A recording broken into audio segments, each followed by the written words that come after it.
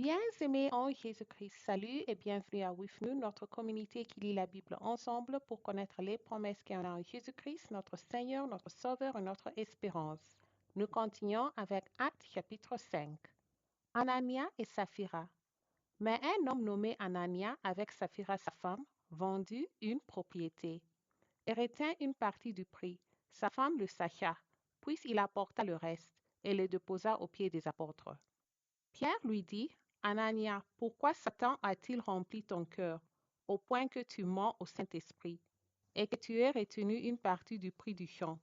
S'il n'eût pas été vendu, ne te retint-il pas? Et après qu'il a été vendu, le prix n'était-il pas à la disposition?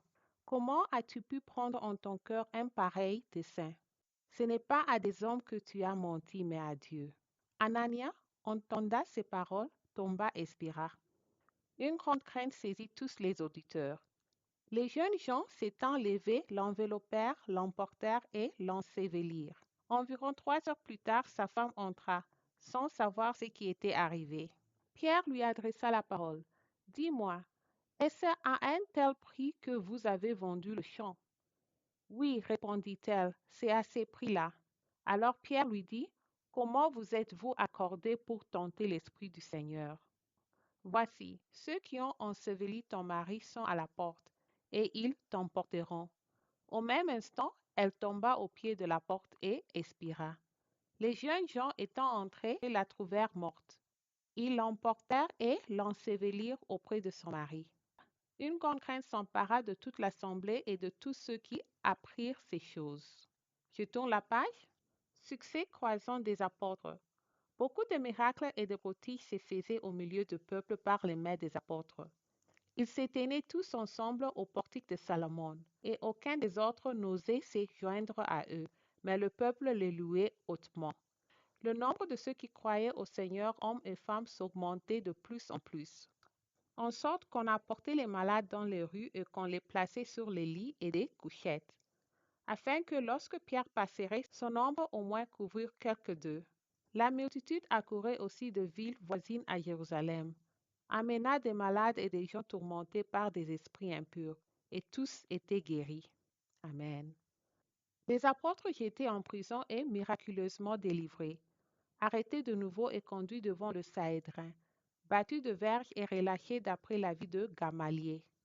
Cependant le souverain sacrificateur et tous ceux qui étaient avec lui, savoir le parti des Sadducées, s'élevèrent remplis de jalousie, mirent les mains sur les apôtres et les jetèrent dans la prison publique. Mais un ange du Seigneur ayant ouvert pendant la nuit les portes de la prison, les filles sortit et leur dit, Allez, tenez-vous dans le temple et annoncez au peuple toutes les paroles de cette vie. Ayant entendu cela, ils entrèrent dès le matin dans le temple et se mirent à enseigner. Le souverain sacrificateur et ceux qui étaient avec lui étant survenus, ils convoquèrent le Sahédrin et tous les anciens de fils d'Israël, et ils envoyèrent chercher les apôtres à la prison. Les yeux à leur arrivée ne les trouvèrent point dans la prison. Ils s'en retournèrent et firent leur rapport, en disant, Nous avons trouvé la prison soigneusement fermée et les gardes qui étaient devant les portes, mais après avoir ouvert, nous n'avons trouvé personne dedans. Lorsqu'ils eurent entendu ces paroles, le commandant du temple et les principaux sacrificateurs ne savaient que penser des apôtres et des suites de cette affaire. Quelqu'un vint leur dire, Voici les hommes que vous avez mis en prison sont dans le temple, et ils enseignent le peuple. Alors le commandant partit avec les huissiers, et les conduisit sans violence, car il avait peur d'être lapidé par le peuple.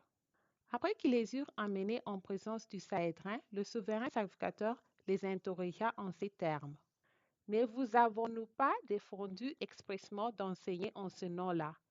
Et voici, vous avez rempli Jérusalem de votre enseignement, et vous voulez faire retomber sur nous le sang de cet homme. Pierre et les apôtres répondirent, Il faut obéir à Dieu plutôt qu'aux hommes. Le Dieu de nos pères a ressuscité Jésus que vous avez tué en le pendant au bois. Dieu l'a élevé par sa droite comme prince et sauveur pour donner à Israël la repentance et le pardon des péchés. Amen. Nous sommes témoins de ces choses de même que le Saint-Esprit, que Dieu a donné à ceux qui lui obéissent. Furieux de ces paroles, il voulait le faire mourir. Mais un pharisien nommé Gamaliel, docteur de la loi, estimé de tout le peuple, s'éleva dans le Zaédrin et ordonna de faire sortir un instant les apôtres. Puis il leur dit, Hommes, Israélites, prenez garde à ce que vous allez faire à l'égard de ces gens, car il n'y a pas longtemps que parut Théudas qui s'est donné pour quelque chose, et auquel se rallièrent environ 400 hommes. Il fut tué et tous ceux qui l'avaient suivi furent mis en déroute et réduits à rien. Après lui parut Judas le Galiléen à l'époque du recensement, et il attira du monde à son parti. Il périt aussi et tous ceux qui l'avaient suivi furent dispersés. Et maintenant, je vous l'ai dit, ne vous occupez plus de ces hommes, et laissez-les aller. Si cette entreprise ou cette œuvre vient de ces hommes, elle se détruira. Mais si elle vient de Dieu, vous ne pourrez la détruire. Ne courez pas le risque d'avoir combattu contre Dieu. Ils se rangèrent à son avis et alla appeler les apôtres. Ils les firent battre de verges, ils leur défendirent de parler au nom de Jésus et ils les relâchèrent. Les apôtres se retirèrent de devant le Sahédrin, joyeux d'avoir été jugés dignes de subir des outrages pour le nom de Jésus. Et chaque jour, dans le temple et dans les maisons, ils ne cessaient d'enseigner et d'annoncer la bonne nouvelle de Jésus-Christ. Amen. Merci d'avoir lu ensemble. J'améliore mon français en lisant la Bible. Restez en Jésus-Christ et Shalom.